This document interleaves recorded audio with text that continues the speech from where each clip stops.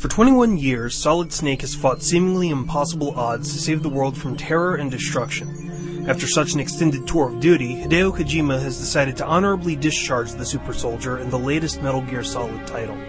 But this is no bang or whimper. Instead, this is an explosive send-off that doesn't simply raise the bar. It obliterates it, becoming the new standard that action and stealth titles will be judged by. This is a classic in the making. This is Metal Gear Solid 4, Guns of the Patriots.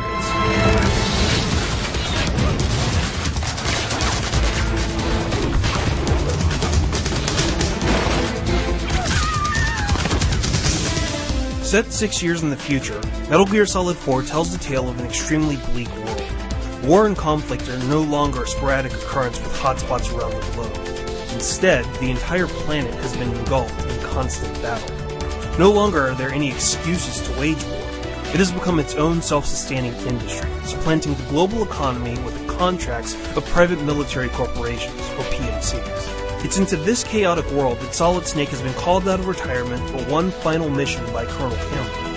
While Snake is inserted into the war zone of the Middle East undercover as a UN PMC inspector, his overall task is to assassinate Liquid Ocelot. However, this Solid Snake, or perhaps we should say Old Snake, thanks to his accelerated aging, will need to pull a couple of new tricks from his sleeves to accomplish his toughest mission yet.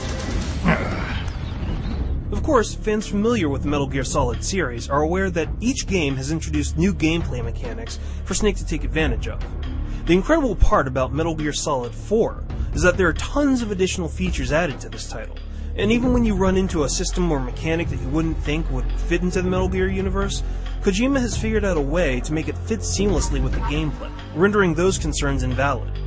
From the first action sequence to fighting alongside Meryl and her Rat Patrol squad to the climactic battle at the end of the title, all of these are balanced and layered, adding to the epic nature of the title. Take, for example, the new twist to Snake's classic on-site procurement orders. In previous games, Snake would have to find his weapons scattered around installations he was infiltrating.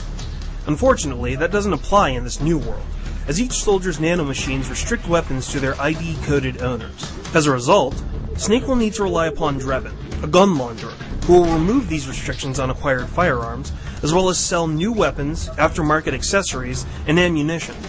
This adds a new wrinkle to Snake's arsenal. Not only can he instantly purchase new arms that can be immediately used in battle, but he can also customize some of his firearms, adding everything from laser scopes and foregrips to noise suppressors and grenade launchers. What's more, if he runs out of ammunition in the middle of battle, he can immediately purchase additional rounds that can sustain his fight.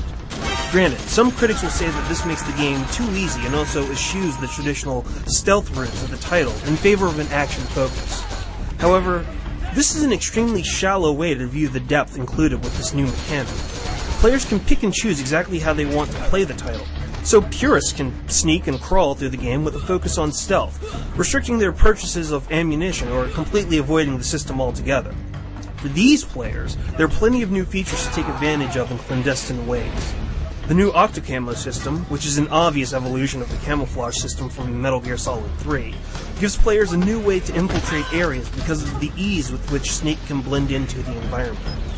Players can also use the new CQC attacks, such as silent chokes or grabs to incapacitate their opponents.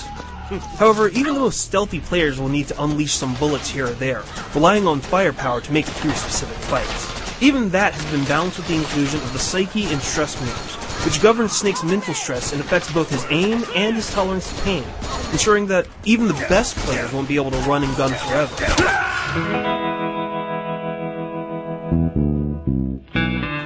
What's more immediately striking about MGS4 are its visuals.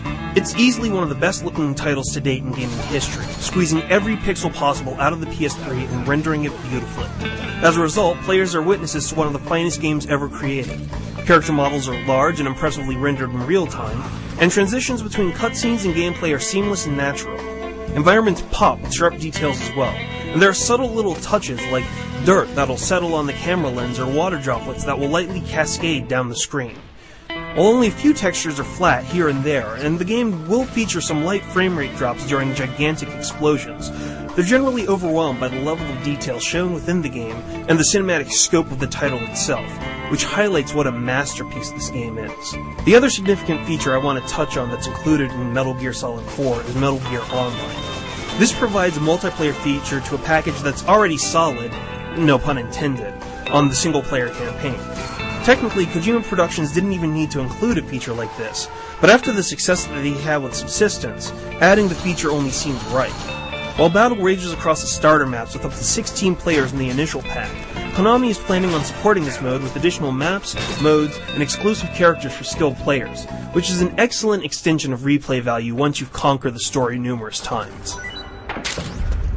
Legends die hard, and deserve a heroic story that lives on when they're gone. Metal Gear Solid 4 is such an ending for a legendary warrior like Solid Snake. Not only does it sum up the full franchise of Metal Gear, its depth and its complexity, coupled with its technical prowess, make it one of the best games of this year, and indeed, one of the best games ever made. Get some well-earned rest, Snake. You've earned it. We salute you.